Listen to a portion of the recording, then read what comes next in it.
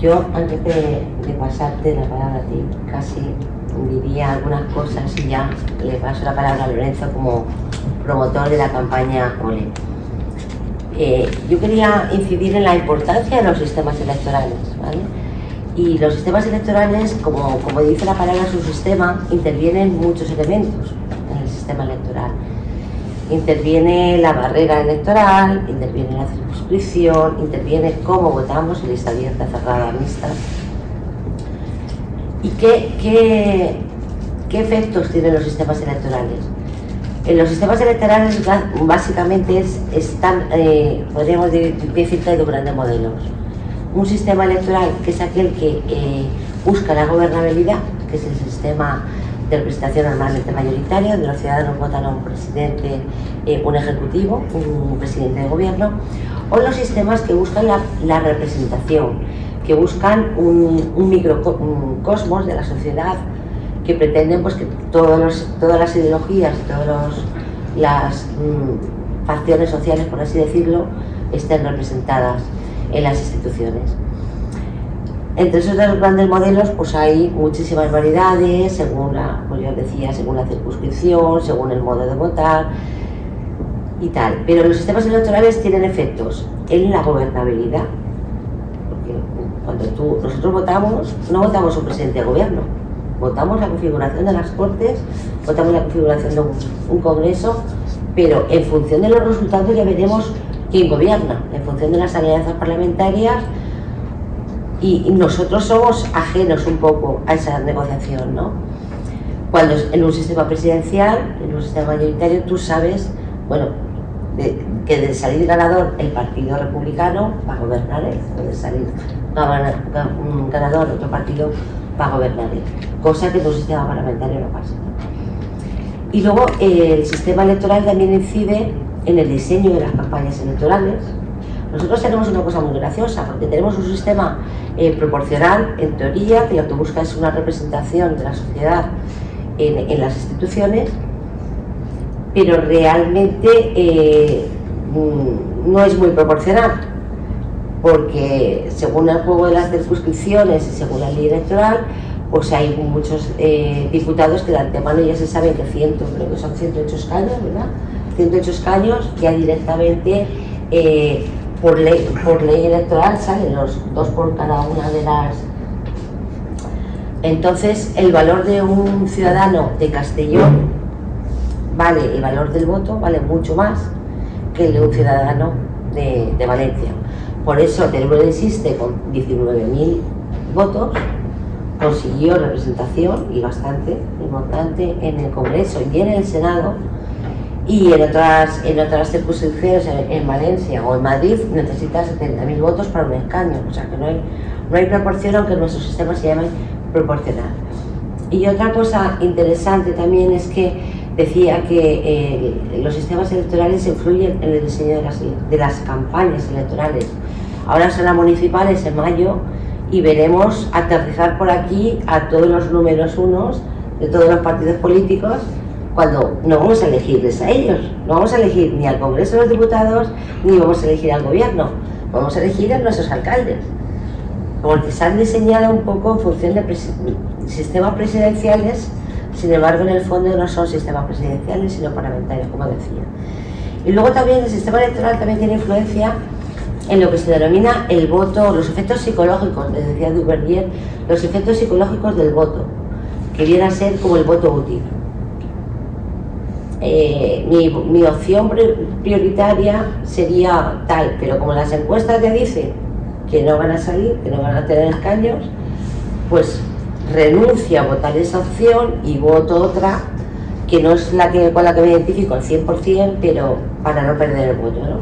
O sea que los sistemas electorales conjugan muchos elementos, entre todos tienen efectos distintos y bueno, y que influyen muchísimas cosas, ¿no? Y todo tiene una finalidad. Cuando se diseñó nuestro sistema electoral, veníamos de la época de la transición, donde lo que se buscaba era la gobernabilidad, que se consolidara en la democracia, y se estableció un gobierno fuerte y un sistema proporcional que es poco proporcional, pero que favorece a los partidos mayoritarios, que eran en teoría los que iban a favorecer la gobernabilidad. Pero después de 40 años de recorrido, ya sabemos votar, sabemos cómo se vota, sabemos cuáles son los efectos de votar de una manera o de otra. Yo creo que ya es un momento para reflexionar entre todos, y sobre todo entre todos los partidos políticos, que incorporen en la agenda cómo podemos mejorar el sistema que tenemos, ¿no?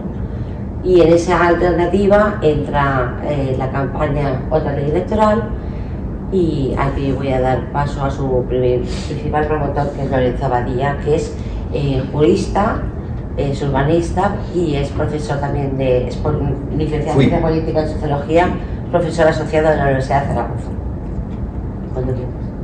Pues gracias, Victoria, y buenas tardes a todos. Fui profesor, ahora mismo no soy profesor, sí, fui profesor de... No te da la vida para allá. Ya no me da, exacto. Fui profesor de Políticas y de Constitucional, de Ciencias Políticas.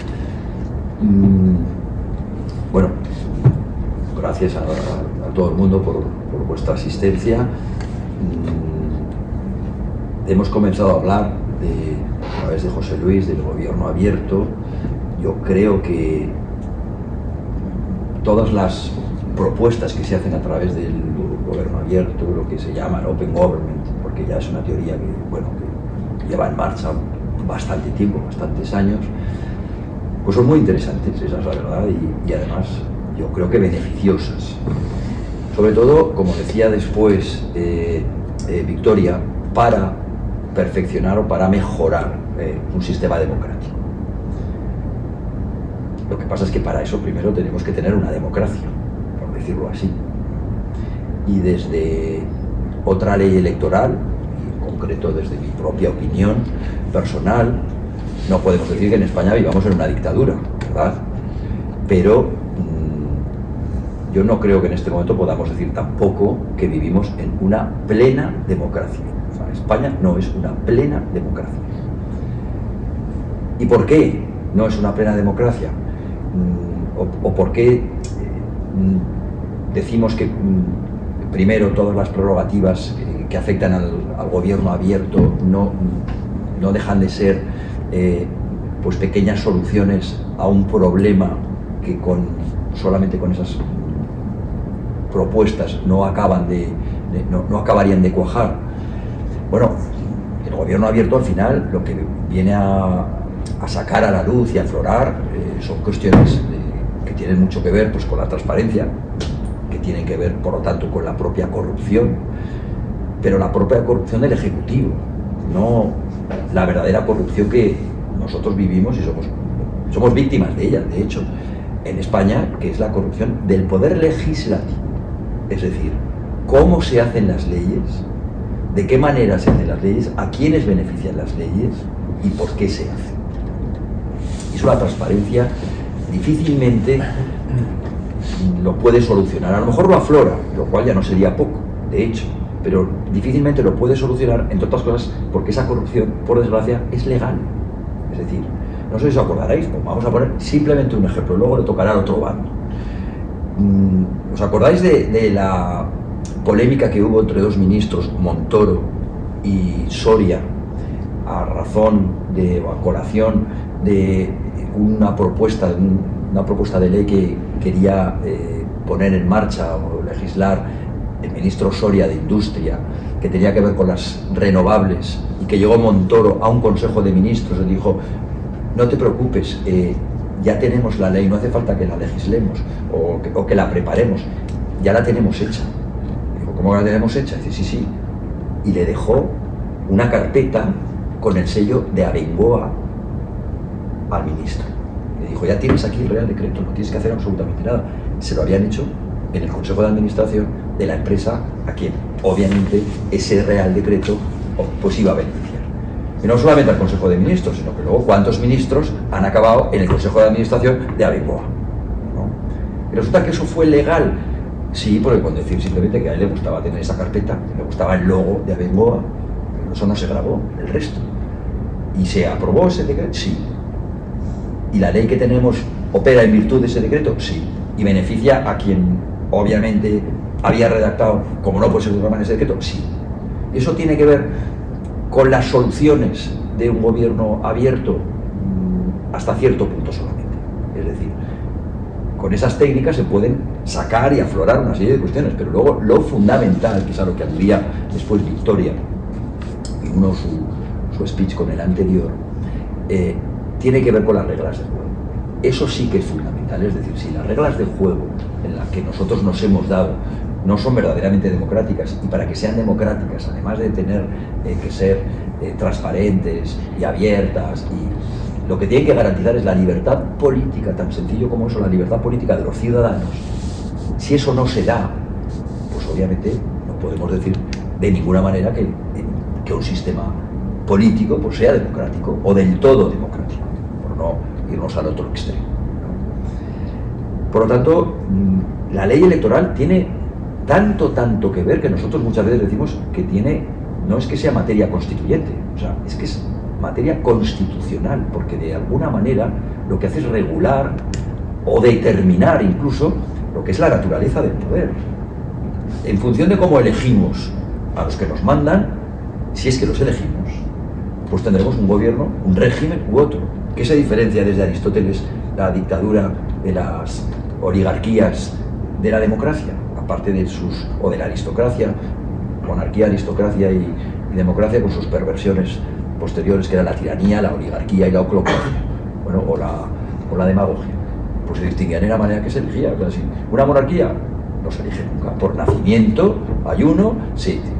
El eslabón del poder está perfectamente determinado. ¿Por qué? Por la naturaleza, por biología, ¿no? En las oligarquías, ¿qué ocurre? Pues que el poder se reparte entre unos cuantos y el pueblo pues no cuenta. Y en las democracias, pues el pueblo cuenta lo suficiente como para poner y deponer, se supone, a sus gobernantes. Y esa es la gran pregunta que nosotros nos tenemos que hacer. ¿Tenemos la capacidad de poner y deponer a nuestros gobernantes? ¿Sí o no? Yo digo no. O sea, no. Y vamos a poner un ejemplo ahora en el otro lado. ¿Cuántos diputados vosotros pensáis, con unas encuestas que están diciendo que el 70%, 70%, que si yo creo que así será, ahora estaremos en el 90%, y están contando a los territorios en donde están los nacionalismos, para lo que voy a decir? Estamos hablando del 70% y yo diría que llegaríamos al 90% de los ciudadanos, incluidos todos los partidos y por supuesto incluidos los votantes del PSOE. ¿Cuántos diputados pensáis que si pudieran, si estuviera en su mano o no en su estómago, acabarían dentro de 4 días aprobando una ley que permitirá, cuando les dé la gana, a los golpistas volver a hacer un golpe de Estado? Pero no solo eso, es que por la pinta y por lo que está diciendo la prensa, es que además no solamente les servirá para volver a hacer casi impunemente un golpe de Estado, es que encima será el pretexto para llevarse las crudas, porque detrás del indulto, o sea, de la rebaja del indulto del indulto de la pena de sedición, va a ir la rebaja sustancial de la pena por malversación. O sea que además de dar un golpe podrán robar. Eso es lo que está pasando. ¿Por qué? Porque a un señor, ya llegaremos, le interesa seguir 12 meses más en el gobierno. Y no hay otra razón. Porque ese hombre no podía dormir hace 3 años pensando en la mitad de lo que ha ocurrido gracias a él o por culpa de él. ¿Cuántos diputados que saben que se van a tener que enfrentar a sus votantes dentro de 4 días, ya no me refiero a las autonómicas sino a las nacionales? ¿Cuántos diputados, sabiendo que hay, pues no sé, un porcentaje, cuántos diputados puede perder, escaños puede perder el Partido Socialista? Hablo de encuestas, no hablo de una opinión personal. Encuestas, pues de momento, como mínimo la tercera parte, le están dando 90 a 100 escaños, tiene 130, pues en torno al 25 al 30%. O sea que los diputados que están en el Parlamento hoy saben que como mucho el 75% se quedará dentro y el 25% se irá. Bueno, ¿y cómo es posible entonces que no haya uno de los 130 que vote en contra, o que haya dicho que va a votar en contra de la rebaja del delito de sedición? O sea, ¿qué ocurre? ¿Qué pasa? Lo pensamos, esto no puede ser. O sea, y se van a ir a casa gente que ha hecho de la política su modus vivendi y que sabe además que fuera de la política pues habrá que reducir su sueldo, a lo mejor por eso han subido el salario mínimo profesional, porque como saben que si se van de allí, pues les espera lo que les espera, pues verán su sustento reducido en un porcentaje muy grande. Ni aún así hay uno solo de ese parlamento alfombra, que le llamamos nosotros, que haya levantado la mano diciendo: conmigo no contéis, que yo no voy a votar a favor de la rebaja del delito de sedición. Ni uno. ¿Por qué? Porque son plenamente conscientes de que aunque tengan un 70% de probabilidades de ser reelegidos, si se enfrentan a quien hace las listas, pues tienen 0 posibilidades, o sea, 0.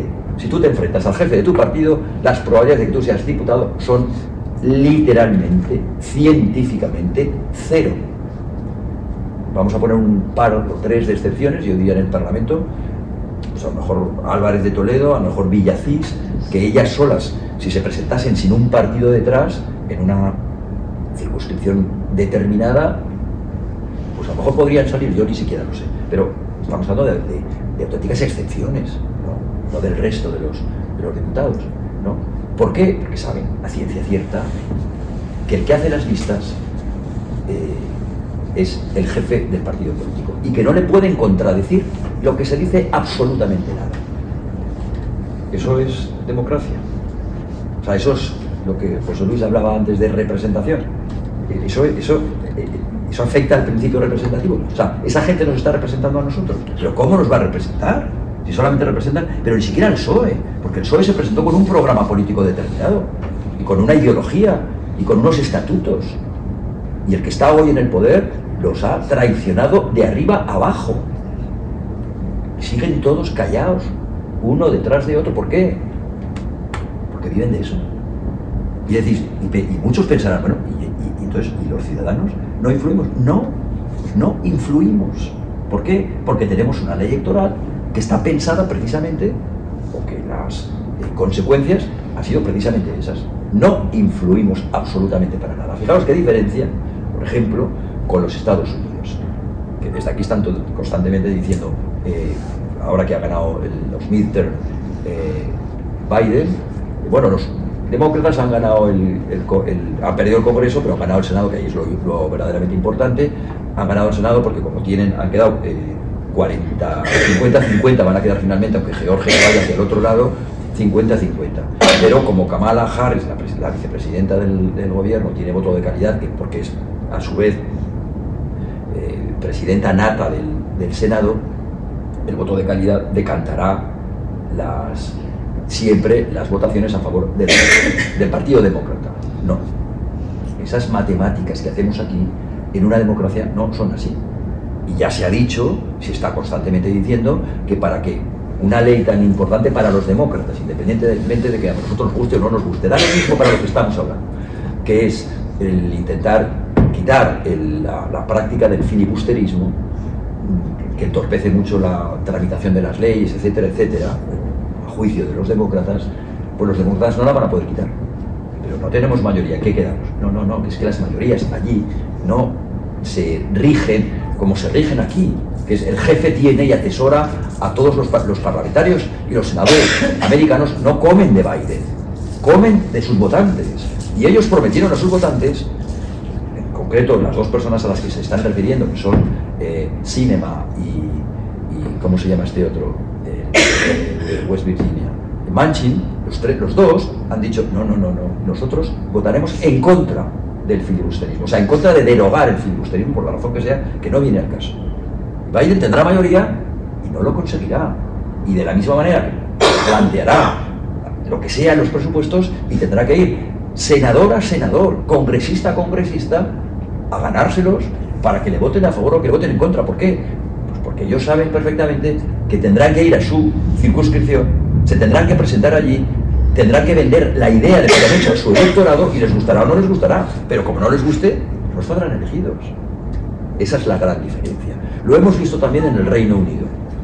Hemos visto que desde los medios de comunicación se critica porque dijo, esta gente en 3 meses han tenido 3 gobiernos distintos. Johnson, la otra que se me... ¿cómo se llama? La Tracy y el el indio, no me acuerdo cómo se llama. Y se dice, bueno, fíjate qué desastre, pero es que es exactamente lo contrario. Cuando los diputados del Parlamento británico se han dado cuenta que el primer ministro, a quienes ellos mismos pusieron en el poder, no les representa, está en contra de la propia ciudadanía, como ellos son plenamente conscientes de que de quien dependen es de la ciudadanía, de sus condados, de sus circunscripciones, pues los han largado a los tres. Y se habrán equivocado poniendo primero al populista ese, luego a esta otra, no sé cómo llamarla, y bueno, vamos a ver qué pasa con este. Pero en todo caso, ellos son conscientes de su propia responsabilidad, y lo que hacen es pues actuar en consecuencia. Y lo que está clarísimo es que no se casan con el presidente del gobierno o el primer ministro, porque no dependen de ninguna manera de él. Cosa que en una democracia con separación de poderes, que aquí no la hay para nada, pues tendría que operar así. Claro, si no la hay, que cuando alguien gana la Secretaría General o la presidencia de un partido político importante, es decir, de los hegemónicos, de los que acaban alternándose el poder una legislatura u otra, hablamos del PSOE, del PP, etcétera, etcétera, el que llega al poder de ese partido político, pues ya se considera, como mínimo, candidato a la presidencia del gobierno y, depende cómo vayan las encuestas, presidente del gobierno. Es decir, se pasa por el forro las primarias, porque las primarias, que están muy bien y que son, a nuestro modo de ver, en otra ley electoral, no las consideramos absolutamente necesarias, pero son necesarias en una democracia. Aquí es una pantomima, o sea, esto es un cachondeo las primarias que hemos tenido. Cuando gustan los resultados te los cambian. Los cambian, arriba, pero es que aunque no los cambien, yo recuerdo perfectamente a Rivera decir y jactarse, no, en este partido hay primarias porque Ciudadanos es un partido completamente diferente, porque nosotros, porque aquí la gente se tiene que presentar, porque aquí ahora mismo estaban en Galicia, en las elecciones gallegas, porque aquí, por supuesto, no como otros partidos, vamos a tener primarias y aquí se va a presentar todo el mundo que quiera, con 50 cámaras de televisión y micrófonos de radio apuntando a su cara, y con toda la jeta dice, por cierto, mi candidato es esta. Así, claro, ya no se presentó nadie más. Eso son unas primarias. Eso es una vergüenza. Y eso es de un partido que yo considero que, bueno, tienen muchos menos guiños y tics autoritarios que otros, ¿no? Pero por poner otro ejemplo de otro partido. Ya qué decir cuando después de las primarias, ya cuando se presentan a las elecciones, cuando gana el partido que sea, el candidato que sea, en ese mismo momento, porque aparte es que es verdad, pero ya decimos presidente del gobierno, todo el trámite del Parlamento pues pasa completamente inadvertido. ¿Por qué? Porque tenemos parlamentos alfombras, porque dentro de los parlamentos no hay más que lacayos del poder, no hay otra cosa. Actúan de felpudos de los jefes de los partidos políticos. ¿Eso es democracia? No. ¿Y cuál es la consecuencia? Porque claro, que dijimos, no, esto se queda en el ámbito teórico, en el sentido de que, coño, no es muy bonito ni decoroso, pues que al final todos los procedimientos que tendría que haber, casi esa liturgia, pues no exista, pero no es eso. La prueba y el verdadero problema, pues lo estamos viendo ahora, que hay un tipo encaramado al poder, yo diría completamente desalmado, felón, traidor, nihilista, ausente de todo principio moral, psicópata incluso, que ha pactado con el golpismo pues lo que le ha dado la gana pactar. ¿Y solo para qué? Para estar 12 meses más en el poder, para tirar para adelante y ver qué ocurre después y por supuesto volverse a presentar a unas nuevas elecciones. Y mientras tanto, nosotros decimos, eso ya no es una simple cuestión teórica. O sea, aquí la cosa ya no tiene que ver simplemente con el hecho de que, bueno, es poco decoroso. No, no. ¿Cuántas legislaturas vosotros pensáis que podemos aguantar? Ya no con un tipo como el que tenemos ahora mismo. No, incluso con el siguiente. Vuelvo a decir, aunque tenga otra catadura moral, aunque no sea un psicópata. ¿Cuánto podemos aguantar? Pero recordáis que el mismo Aznar, yo a Aznar le podemos decir muchas cosas, pero apego al poder, como está demostrando este enfermo, yo creo que no tenía. De hecho, renunció la segunda legislatura. Por cierto, yo no le voté, pero renunció a seguir en el poder. sea que yo no creo que sea sospechoso de tener esa pulsión como otros casos que estamos comentando. Y sin embargo, cuando le tocó pactar con Convergencia el gobierno, pues pactó. ¿Y qué fue? ¿Y qué pagó? Pues el peaje del momento, que es muy distinto del peaje de ahora, de acuerdo, pero el peaje del momento. Lo primero que le dijo Pujol fue: Vidal Quadras a la calle, o mejor dicho, te lo llevas a Madrid. Oye, a Madrid, el 15% del IRPF, ¿os lo recordáis? A casa, el 15% a casa. Y olvídate de hacer nada que tenga que ver con la inmersión lingüística o con el ataque a la inmersión lingüística del catalán en Cataluña. Ah, no te preocupes, si yo, mira, te voy a confesar una cosa, en la intimidad hablo catalán, ¿os acordáis, no? O sea, eso fue la negociación de los pactos del Majestic. De ahí en adelante, pues ¿qué hizo el siguiente? El señor Zapatero. Bueno, vivimos de lo que vivimos todavía, ¿no? Es decir, cada vez hay un paso más, un paso más, un paso más. Pero claro, al final, el camino se acaba y el precipicio llega. Y yo creo que estamos muy cerca, pero muy cerca del precipicio. Y es el segundo problema, y termino, que yo creo que hay en España. O sea, el primero, sin duda ninguna, a nuestro modo de ver, es la partitocracia. Con la partitocracia que tenemos, sin la libertad política de los ciudadanos para poder elegir, poner y deponer a nuestros gobernantes, no hay manera de que salgamos adelante. Y no habrá manera simplemente porque, claro, si los que están en el Parlamento y en el poder dependen de ellos mismos o de sus jefes y no dependen de los ciudadanos, ¿por qué vamos a pensar que van a trabajar para nosotros? O sea, si alguien tiene una nómina aquí, ¿a quién obedece? ¿A quién le paga la nómina o al de enfrente? Es que es de cajón. O sea, son cosas que son absolutamente elementales, tan elementales que o las solucionamos nosotros, los ciudadanos, o los de dentro, por supuesto, no lo van a solucionar. Por eso está, entre otras razones, la campaña de otra ley electoral recogiendo firmas, porque si tenemos las que tenemos no iremos a ningún lado, pero si tuviéramos millones de firmas, por supuesto que irían a algún lado, irían directamente al Parlamento. ¿Por qué? Porque entonces se darían cuenta y se subirían a la ola, porque siempre pasa, eso es el oportunismo en la política. Se subirían a la ola con toda seguridad y se darían de tortas. Si un día tuviéramos la posibilidad, la suerte de presentar 5 millones de firmas, veríamos cómo se darían de tortas por la autoría. No, yo fui el primero que estuvo a favor de la reforma electoral, pero sí lo hemos visto en todo. Esto, la política, desde Maquiavelo, que nos la descubre y la separa de la moral, es siempre igual.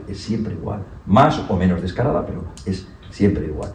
Y ese segundo problema, el de España, el de la unidad de España, que no se puede entender sin... Es decir, todo nuestro régimen de libertades no se puede entender sin una comunidad política, sin una unidad política, que en nuestro caso obviamente es España, no es otro. Si mañana Victoria se enfada conmigo y me pone un pleito, ¿dónde va a ir? ¿A los tribunales de España o de Zambia? Los pondrán aquí. ¿Por qué? Porque en el único sitio donde ella puede hacer valer sus derechos contra los míos y yo defenderme, pues es aquí. Si va a un tribunal a Zambia, y quien dice Zambia se va a Washington, da lo mismo, o a París, se va y pone un pleito, pues pero si usted no tiene jurisdicción aquí, usted aquí no tiene derechos, usted esto no es española y no se está peleando con un español, aunque sea por una herencia en La Habana, usted tendrá que pelearla aquí, porque usted es española, o sea, aquí, en su país. ¿Por qué? Porque es el sitio donde nosotros hemos adquirido nuestros derechos, nuestras libertades. Si quebramos eso, es muy fácil que nuestros derechos y nuestras libertades vayan detrás. De ahí la verdadera importancia que tiene el no permitir que nos hagan golpes de Estado y sobre todo que les vayamos rebajando las penas. ¿Por qué? Porque lo volverán a repetir y al final lo conseguirán. ¿Y quiénes lo pagarán? Ellos no lo pagarán, lo pagaremos nosotros. ¿Y eso cómo se resuelve? Nosotros llamamos, y ya termino, a nuestra ley electoral, o sea, a nuestra campaña la llamamos otra ley electoral porque es más cortita y porque además nos permitía el poderla llamar OLE, etc. Pero nosotros pensamos que lo que tenemos que cambiar, que modificar es el sistema electoral, no solamente la ley electoral. Él ha hablado antes, de José Luis, de otras cuestiones que no afectaban, y también Victoria, que no afectaban directamente. Por ejemplo, las primarias. Una ley electoral, yo no sé si puede recoger, yo creo que chirriaría un poco. Podría recogerse, pero yo creo que está mejor metida, introducida dentro de una ley de partidos. Y un sistema electoral, al final en España, hay, digamos, 3 grandes patas. La primera, la Constitución, porque la provincia y lo dice en el artículo 66, si no me equivoco, la provincia es la circunscripción electoral, una de las cosas que probablemente habría que cambiar, aunque solo sea por lo que también decía José Luis, y busca una mayor proporcionalidad, que yo no la he nombrado porque me parece importante, pero me parece mucho más importante lo que yo os he nombrado aquí. Y Victoria, pero no parezca, me dijo que fuera breve. Y luego, por un lado, por otro lado está la ley orgánica del régimen, la LOREG, del régimen electoral general, y está la ley de partidos. Yo creo que hay que tocar las tres. La ley orgánica, para hacer un vínculo verdaderamente férreo y fuerte entre el elector y el elegido, entre el ciudadano y el representante. Hay que cambiar la Constitución, como hemos dicho, por las circunscripciones, y habría que cambiar la ley de partidos. José Luis dice, para poner e implantar las primarias y que fuera obligatorio. Una vez cambiada la ley electoral, porque si no, no valdrá para nada. Perfecto. Y yo añadiría para una cosa más, para prohibir que un partido que proclame o que pretenda la independencia en España sea legal o se pueda presentar a unas elecciones. Como mínimo, al Parlamento Nacional. Si quiere presentar en su propio Parlamento, pues yo no sé hasta qué punto se tendría que permitir o no. Pero una opción territorial, separatista además, que pinta en el Parlamento Nacional, si no es para chantajearnos, que es lo que llevan haciendo desde hace 40 años. Sufriendo todos los demás, pues imaginaos nosotros los aragoneses. O sea, estamos entre el País Vasco y Cataluña, o sea, es que no llega un euro. O sea, no llega un euro. No me extraña que hace muchos años hubiese un partido al que yo pertenecí, por cierto, que bueno, todavía existe, pero digamos que degeneró en otras cosas. Era el Partido Aragonés. Claro, y decían, pero coño, es que estamos en el medio. O sea, llega el dinero, ¡rum!, como una Y, como la Y vasca, pero en este caso la aragonesa. Cuando llega justo a Teruel, ¡ras!, se va o para Cataluña o para el otro lado, ¿no? Y eso lo estamos, que decir de Andalucía, o de Extremadura, o de esta tierra, ¿no? La quinta, la última, en los presupuestos generales del Estado, según la quinta de España. Pues normal, pero a ver si se... No lloramos bastante. Claro. Entonces, y yo eso creo que es fundamental que lo saquemos también. O sea, que lo pongamos o que lo propongamos en la ley, en la ley de partidos. Sin esas tres cosas, es muy difícil, a mi modo de ver, que funcionemos bien y que no tengamos gravísimos problemas como los que yo atisbo en el caso de que esto no lo solucionemos. Una cosa más, simplemente, muy rápida, como resumen de todo esto. O lo hacemos nosotros o la clase política, por supuesto que no lo va a hacer. No lo va a hacer. Bueno, no sé si me enrollo demasiado, pero hasta allí. Gracias. Gracias.